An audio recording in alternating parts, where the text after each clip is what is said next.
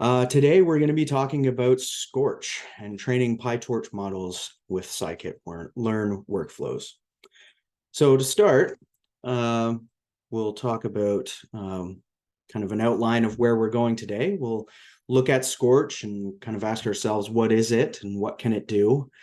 And then I'll kind of go over some recommendations about who might be interested in using Skorch. So if you're here and you know nothing about it and you're wondering, is this a package for me? Maybe you'll find some answers there. And then we'll go over the very basics, learning by example with a classification task.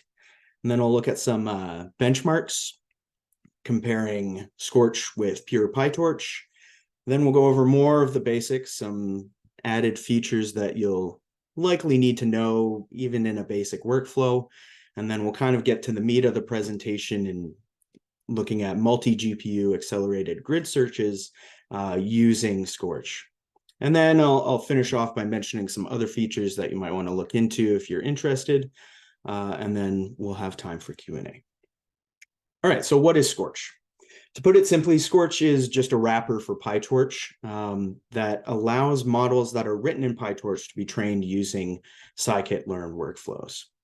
Now, for the purpose of this presentation, I'm assuming that you are familiar with scikit-learn and kind of understand the workflows there, but just in case, I should mention that scikit-learn is one of the most popular general machine learning Python packages. It has tools for splitting data into testing and training sets, cross-validation, hyperparameter optimization, creating training pipelines, feature selection, all sorts of general machine learning tools that data scientists use every day. And it's great for learning the fundamentals of those of data science, things like feature engineering, data set management, model creation, and model selection. So it's great in that sense for getting familiar with the entire workflow of data science, but it is limited for deep learning. And then PyTorch is an extremely popular deep learning Python library, and it supports GPU training. I'll also kind of be assuming that you're familiar with PyTorch. We just don't have time to break down scikit-learn code and PyTorch code and look at how we use it in Skorch. But so for the sake of time, we'll kind of be skipping over that. But if you're interested, you should look into these packages. All right. So because we have this wrapper for PyTorch, we can use PyTorch models in scikit-learn workflows, and that allows us to get rid of a lot of the boilerplate code that we have to write for PyTorch. When we train a model, it's as simple as calling a .fit function, passing it data and targets, and there's no need to write code for training, validation, reporting, or logging, or anything like that. That's all taken care of by that scikit-learn workflow. So the only thing we need from PyTorch is that model definition. And then a big plus to it is it also supports accelerated hyperparameter optimization using multiple GPUs, which we'll see at the end of the presentation. So who should use Skorch? I think, firstly, if you're already use scikit-learn for general machine learning workflows and you're wanting to incorporate more complex deep learning models, then this is a great option because it's just kind of plug and play. You might already have the scikit-learn pipelines in place, and you just have to shove a PyTorch model in there and experiment that way. If it's also good if you're just starting with machine learning and also want to learn how to write deep models in PyTorch. You'll find a lot of the tutorials dealing with machine learning use scikit-learn, so being able to use that and PyTorch at the same time, it kind of flows nicely together. And if you want to do relatively pain-free multi-GPU accelerated hyperparameter optimization, then this is a good option as well. So the basics, let's learn from by example. This example is mostly pulled from the quick start guide from Skorch, but heavily modified for the purpose of this presentation. So you can find it there, and I've linked it here. So preliminaries, we just have to import our necessary packages. Here we're using NumPy and Torch, and we're also setting the seeds for Torch. And then we need to create a data set. So we're going to do a classification task, and scikit-learn, which is referred to as sklearn inside of Python, has a module called datasets, and we can use the make classification function from there. So here we're making a classification task. It has 1,000 examples and 20 features, and 10 of those features are informative, which essentially means that half of the features that we'll be feeding into our model have no correlation with what class these examples belong to. And then we have a random state to help with reproducibility. And then we're converting it to our desired data types and outputting, the shape. So we have our 1,000 examples with the 20 features each, our 1,000 targets, that's the class that they belong to, and then the mean of the targets is 0.5 because the classes are 0 or 1.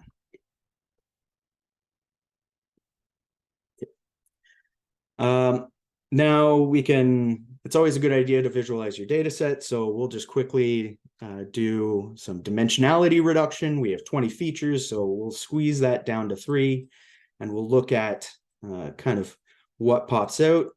And, we're not getting much information from this, we are squeezing it down quite a bit. You can see there's a bit of structure here with the kind of a red cluster down here, but the spread is pretty far. So we've probably squeezed it too far, but it's always a good idea to look at your data set. So we start with that first, do some exploration. All right, now we want to define our PyTorch classification module. We're just going to use a vanilla neural network with 2 hidden layers.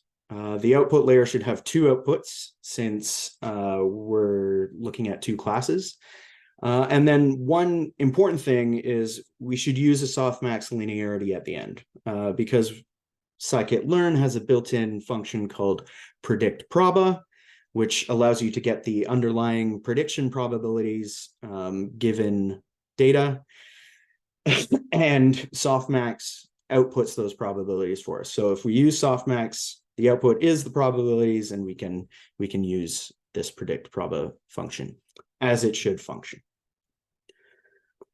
So here's our PyTorch model. If you're unfamiliar with PyTorch, this might look like a big blob of confusion, but it's really fairly simple. As an input for the initialization, we're handing it an argument called number of units. That's the number of units in the first layer of our neural network. We're handing it a nonlinearity, which is a function that gets applied to the layers as we go. And then we're also adding dropout to this example. And then the forward function just really spells out how the data should flow through those layers and the functions that wrap the outputs. So, okay. Now, Skorch provides classes for wrapping your neural nets. The one we'll use in this case is called Neuronet classifier. And that's because we're dealing with a classification task. It's fairly straightforward that way as far as naming. The first argument should be that PyTorch module we just defined. And as additional arguments, we'll pass the number of epochs and then the learning rate, but those are optional. And there's more arguments you can pass, and we'll see those in further examples. And then an important one to note is that you can pass device equals CUDA, and that will enable you to use GPU for training. In this case, we won't be doing that because it's such a simple example.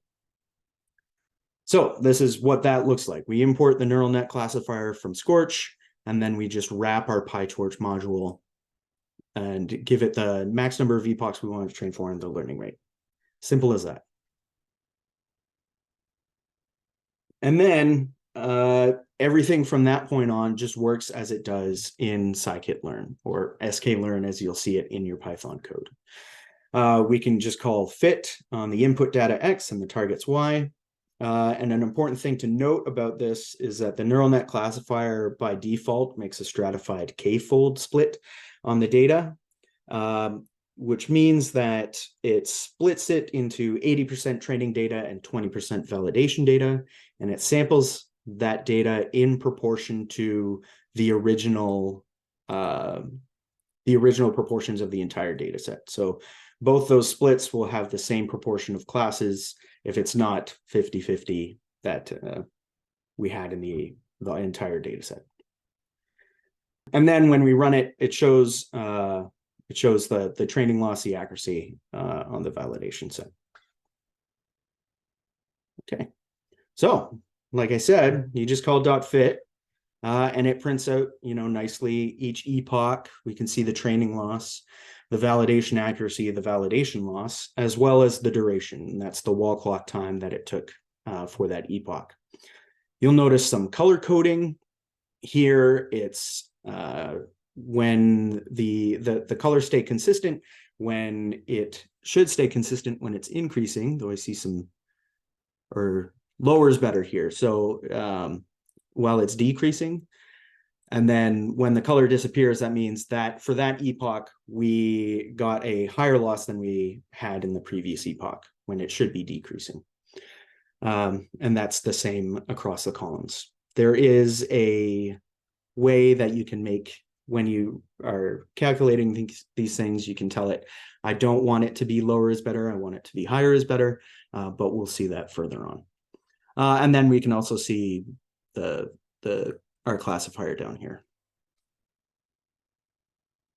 All right, so that's pretty simple. And then from there, we can do inference using the predict and predict proba functions. So if we say want to predict the first 5 data points, it's saying, okay, all 5 of them belong to that first class, one we call class 0. And then if I check the probabilities, you can see, it's pretty unsure about the first one, but from then on, it's pretty high. Maybe this third one is a little low too, but so for this kind of toy classification, this doesn't really give us much more information, but on other classes of data sets and tasks that you might be taking care of, having access to these probabilities is quite useful. As far as other type of models are concerned, when we saw the Neuronet classifier, but they also have a built-in Neuronet regressor for regression class tasks. And then they have a binary classifier. And then last but not least, they have the Neuronet base class, and that's allows you for more generality and customization possibilities. So you can inherit from that class and do more complicated things. And then they also have utilities for Gaussian process models, which we won't get into at all today. But if that's something that you're familiar with and interested in, I encourage you to look at their documentation. Okay, so we've seen how easy it is to train a PyTorch model using a scikit-learn workflow. But an important thing to look at and think about is the Skorch code, how does the Skorch code compare as far as performance with pure PyTorch? And Skorch actually provides a nice script for benchmarking this using a simple convolutional neural network on MNIST. MNIST is that handwritten digit data set. You're just identifying what number is written in the image. And if we run that, we can see there is a performance gap between Skorch and Torch. But this is for 100 epochs, which is way overkill for MNIST, but I wanted to let it run for a long time to see how big this gap got. And for this simple neural network on MNIST, the difference was about 5 or 6 seconds after 100 epochs, which, isn't zero, but a thing to note is that Skorch is doing a lot of things in the background on top of what your pure PyTorch code does as far as logging and recording the history of your training, which can be accessed afterwards. I suspect if you added those functionalities to your pure Torch code, you might see this gap close. But, this is a simple task. It's not a heavy neural network, so I wanted to see how it would do on something a bit beefier. So I used ResNet 32 on Cypher 10. Cipher 10 is a 10 class image classification task. So we have color images now, 10 different classes that you can see here. And the main difference between ResNet and a vanilla CNN is that we have these skip forward connections. So the basic architecture comes in blocks, and then you build layers from those blocks. Here we're using ResNet 32, so it's 32 layers deep, so it's a much bigger network. Might be overkill for this task too, but I wanted to see, kind of stress it out a bit more. And indeed, when we look at that, there is a bigger gap. This now, after 150 epochs, there's a gap of about 44 seconds. Yes, 44 seconds. But again, we're doing all sorts of things in the background with Skorch that allow us to go back and review our training history and kind of look into that. And if we added that to Torch, maybe we'd see that gap close. So this is something to be aware of. The longer your training goes, you can see it's diverging. So there is a per epoch overhead cost that we're paying. So if you're many epochs, maybe that adds up more than is desirable for you. But that's a decision that you would have to make. Speaking of those things that Skorch does in the background, going back to kind of the basic things we need to know, Skorch has support for callbacks. And the adding a new callback to a Skorch model is pretty straightforward. Here we'll look at how to add the area under the receiver operating curve, or AUC scored, as it's sometimes called. There's a callback built into Skorch called Epoch scoring, and we'll use it for this. It just produces a score at the end of the epoch. It detects when the epoch ends. It runs when the epoch ends, and you give it a score, and it runs that score. So we have three options here, and I apologize for this not looking quite right, but we have to specify the score. You can either pass it a string, which should be one of the scikit-learn metrics, so you have to import it from scikit-learn. And if you give it as a string, it knows, okay, this is the scikit-learn metric, use that one. And I've linked to the existing ones here. You can also pass it none, and then you can implement your own score method in your PyTorch module. And if you pass it none, then Skorch knows, okay, I'm using the built-in score function of this PyTorch network. And then lastly, you can just pass it a function that you make. It just needs to have a signature that is takes a function and input and the targets, and then it outputs a scalar score. Okay, so here we're defining our epoch scoring. We're passing it ROC AUC, which is a built-in scikit-learn metric. And here I'm saying lower is better because I'm saying lower better is false, because in this case, the higher the area under the curve, the closer it is to 1, the better. So we want to set that to false, and that's just for the color coding in the printouts as you train. And then to use this, when you define your neural net classifier, your Skorch neural net classifier, it's the same as before, except now you pass it this callbacks argument, and you give it a list of the callbacks that you want to use. In this case, it's only one. We're using this area under the curve. And then you just call fit, and you can see the output now includes this area under the rock, and the color coding works out the way we want it to. So that's something to be aware of. There's many options for this. You can do all sorts of things at different times depending on when you want to do them. So I encourage you to look at that if you're wanting more customization that way. But do think about this adds overhead to your Skorch code. So something to be aware of. An important thing to know about is saving and loading a model. You can either save the whole model, or you can just save the parameters. Saving a whole model is just, you just pickle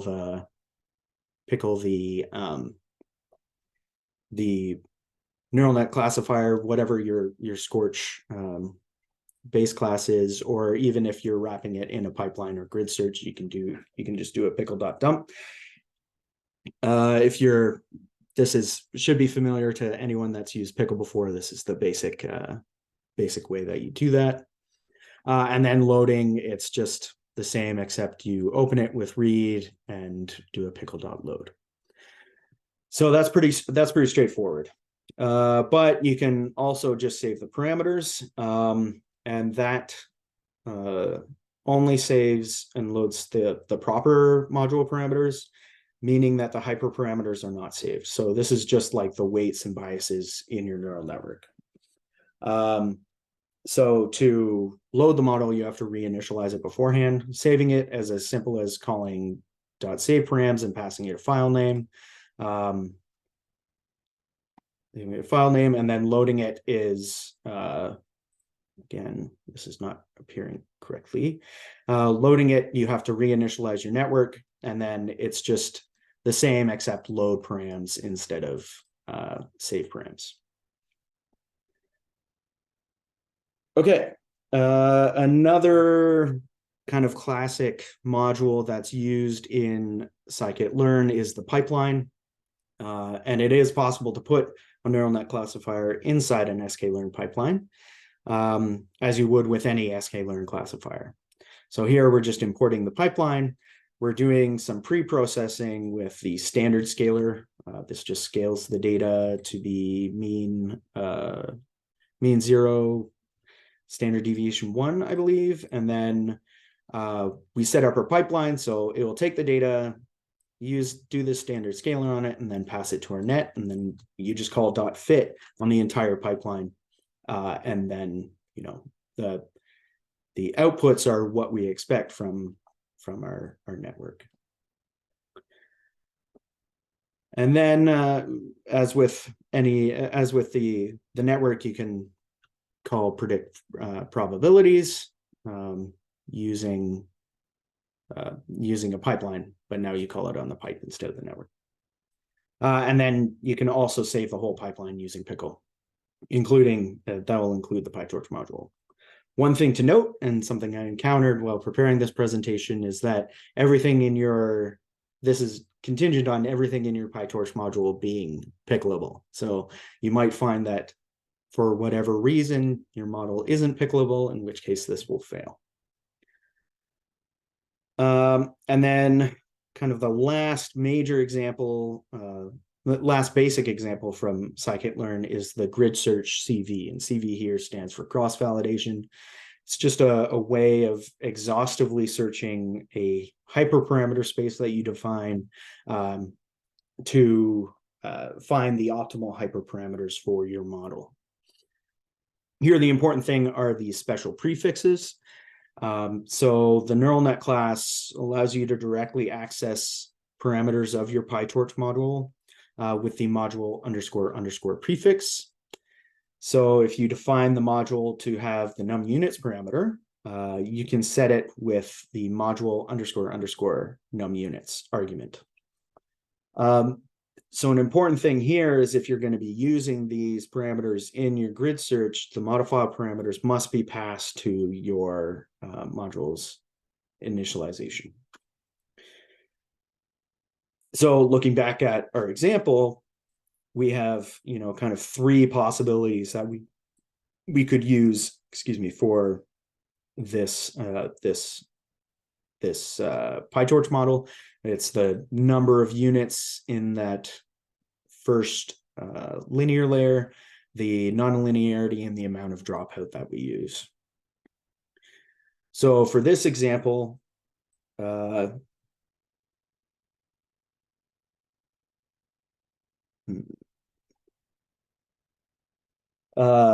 in addition to those parameters that are fixed by module, you can also access other attributes, such as things belonging to the optimizer, or even the criterion that you select if you're defining a loss function. You'll notice in our previous example, we didn't give it an optimizer or a criterion, and by default, it's using the just SGD for the optimizer. And then if we can call the prefixes attribute to see everything that's available. Oops. And these are all the ones that are available. We can modify callbacks, the data set. I'm not sure what the compile prefix will do, but there's module, criterion, and optimizer. And these are kind of the main ones that we'd be looking at for hyperparameter optimization. All right, so performing a grid search. In this case, in this example, we're going to do it on the learning rate, the number of units in that first layer of our PyTorch module, as well as the amount of dropout that we use. So we use the module __ prefix to look at those two parameters that belong to our PyTorch model. And the basic steps are you define your model, define the parameter set that you'd like to search, and then create this grid search CV object and perform the search. So here we're just importing that grid search object, and now we're defining our net. We've added in the optimizer momentum here, and we've also reduced the verbosity so that there's not as much output shown. And then we also, a thing you want to do with grid search CV is do a train split equals false. And this is because by default, Skorch, like I said, does a stratified k-fold with an 80-20 split. But grid search CV, as the CV standing for cross-validation implies, does that split for us. So we don't need to worry. We need to tell Skorch, hey, don't do that. We're already splitting and doing cross-validation. And then you need to define your parameter set that you're going to search over. So here we're just doing 2 parameters for each of the 3 hyperparameters we're searching over. And you do that with a dictionary, with the keys being those parameters. And here you can see us using that prefix as was spelled out as being necessary. Sure. Okay. And then we just create our grid search object, passing it the net we defined, the parameter dictionary that we're using. Here we're setting refit equals false. And this just means that at the end of the grid search, it's not going to refit the best parameters it found on the entire data set. If you want access to the best estimator at the end, you have to set that to true. And what that will do is it'll refit using the best parameters it found on the entire data set. So it won't do any sort of stratified k-fold split on it. It'll just train on the entire data set. And so that's something to be aware of. And then we're setting the cross-validation to 3 just to kind of save time and output. You can, by default, this is 5, but you can specify it to be whatever you want. Giving it a scoring, we want to go by accuracy in this case, and setting the verbosity. And then it's as simple as calling .fit. Like we've seen in the other objects, everything works similarly in scikit-learn. And then here we see the output from each. It's telling us it's the end of one of the splits. It tells you the parameters and then the total amount of time it takes. At the start, it helpfully tells you, okay, we're fitting 3 folds because I set CV equals to 3 for each of the 8 candidates because that's the parameter space we're looking over. So we're going to do 24 fits. And then what you can do is you can look at the best score and the best parameters. So here it's saying the learning rate is 0.05, no dropout, and we want 20 units in that first layer. So that's fairly simple. You could further nest your neural net classifier in a pipeline, and then put the pipeline in the grid search, in which case you just prefix the parameter by the name of the net. So you do net underscore underscore module. So when grid search looks inside the pipeline, it knows going to the net, and then we have our module prefix. All right, so we've seen basic grid search. Let's get to the exciting stuff. Let's use multiple GPUs to accelerate our grid search. And you might want to do this because hyperparameter tuning takes a long time. If you have a large space, that's a large number of fits. You saw here, we were looking at 3 parameters and only 2 options for each, and that was 24 fits if we wanted a less than default number of cross validations. So that number explodes very quickly. So if we can train multiple models simultaneously, we can greatly cut that search time down. And Skorch supports multi-GPU training in GridSearch CV using Dask. And Dask is just we'll get to that. And in this example, we'll use two GPU setup to train, to do some hyperparameter tuning on ResNet with the Cypher 10 dataset that we saw in the benchmarks earlier. So we do our initial setup with Dask. And Dask is a Python package that can be used to parallelize and scale Python libraries like NumPy, Pandas, scikit-learn. And we also need the distributed subpackage. So to install those, you do pip install Dask distributed. And we use Dask to create a parallelization backend that GridSearch CV uses, and that allows it to have access to multiple GPUs simultaneously. And the way we do that is before running our Python code, we need to set up a Dask scheduler and Dask workers in the terminal.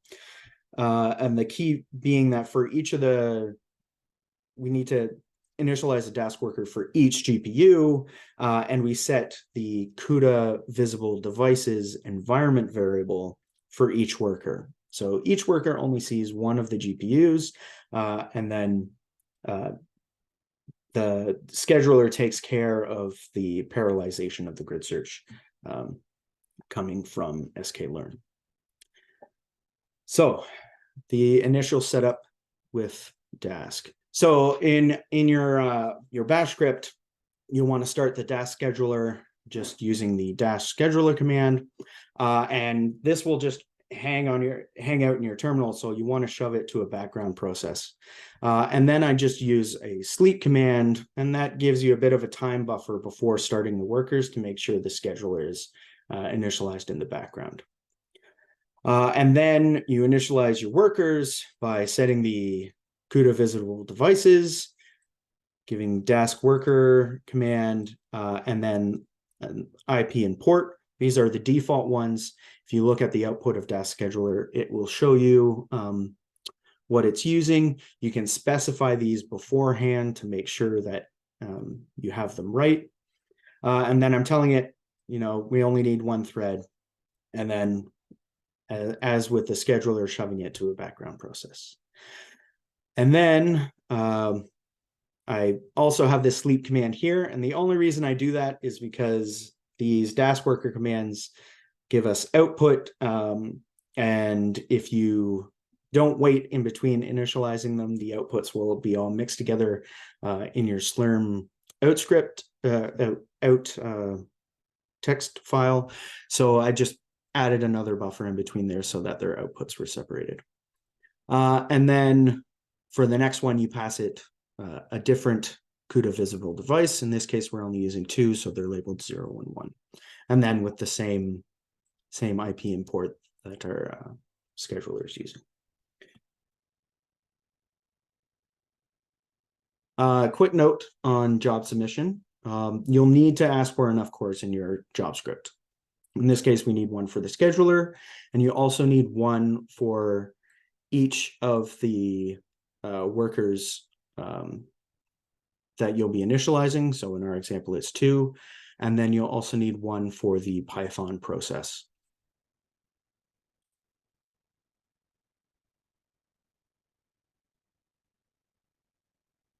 Now you need to make some simple modifications to Python code in order to get this to work properly. You need to import the client class from the Dask distributed module. And then from joblib, you also need to import parallel backend. And we'll see how we use those in a bit. And then in your your main function, you'll want to initialize that client with the IP and port that your scheduler and workers are using. And then in this code, kind of to quickly go over it, I'm getting data, defining my neural net classifier, and passing it ResNet. ResNet here is just a PyTorch implementation that I found on GitHub. I don't show it in full here, but I just pass it the constructor there. And then in this case, we're specifying an optimizer. Here we're using Ada Delta from Torch, and for the loss, we're using the cross entropy loss. And then we're also passing it the learning rate, the device, CUDA in this case, and then the max number of epochs. And then for the parameter space I'm going to be searching over, I'm just using this num blocks, and that's part of that ResNet module. This just kind of specifies mainly how many layers are going to be in our ResNet. So here we're looking at 3 different ResNet architectures and comparing them in our grid search. So then we, as we saw before, we're initializing our grid search object. And then the next modification, we use this parallel backend in a context manager, telling it we're going to be using Dask for our parallel backend, and then call our grid search fit. And then I've printed out some of the outputs here. Okay, so just kind of as a kind of a check here, I looked at I used NVIDIA SMI while the job was running to see, indeed, I was using both of the GPUs. I'm kind of criminally underutilizing the GPUs here. I did increase the batch size. I probably could have increased it more, but again, I was playing with the architectures of ResNet. So this is kind of the middle-sized architecture I was looking at. So my utilization would be higher for the fits on the third larger one. Okay, so we can look at the output. I did a module print. You can see I'm starting the initializer here, the scheduler here, launching my workers. And then if we go down to our output, oh, we have this annoying distributed.worker.memory warning. And it's kind of, it's very picky about it. You see I'm using 3.43 gigs out of the nearly 5 that I allocated in memory per CPU, and it doesn't like that for whatever reason. But the memory usage here is fine. So you'll likely see this too, especially if you're setting the memory appropriately.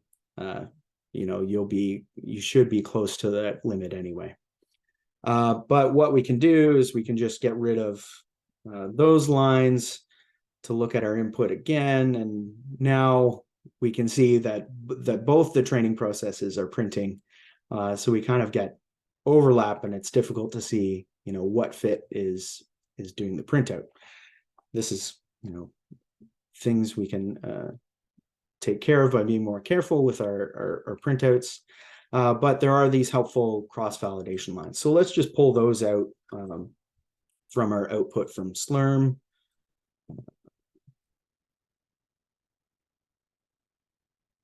From Slurm, and here I can see each of the 5 cross-validation splits. Now I can see what the parameters it's looking over, and it's the num blocks. And I can see that for the smaller one, it was taking about 6 minutes. For the middle-sized one, it's taking closer to 9, and then we're up near 12 for the largest one. So it's important. I just want to point out that your output might not be as pretty as you'd expect. So, but there are ways to pull out what you need. Looking at the mean fit time, we can see I also ran this task on a single GPU in serial. So you can see there is a bit of an overhead hit for using multi-GPU, but we are using 2 at a time. So as far as total wall time is concerned, it took 1.28 hours for the multi-GPU grid search versus 2.21 hours for serial, and that's a 42% reduction in running time, and with identical results with setting our seeds properly and things like that. So some of the other features that you might want to be aware of and look into more if you find this interesting is that you can also use Palladium for parallelism, and Palladium also does web interfaces for models and that kind of thing. It also has integrations with Hugging Face, namely you can use accelerate, tokenizers, and transformers. You can look on their documentation for that. And there's also support for large language models. Namely, they have built-in functions for few-shot and zero-shot classifiers. That's about the extent of that there. And those also get pulled from Hugging Face, but they're more directly implemented in Skorch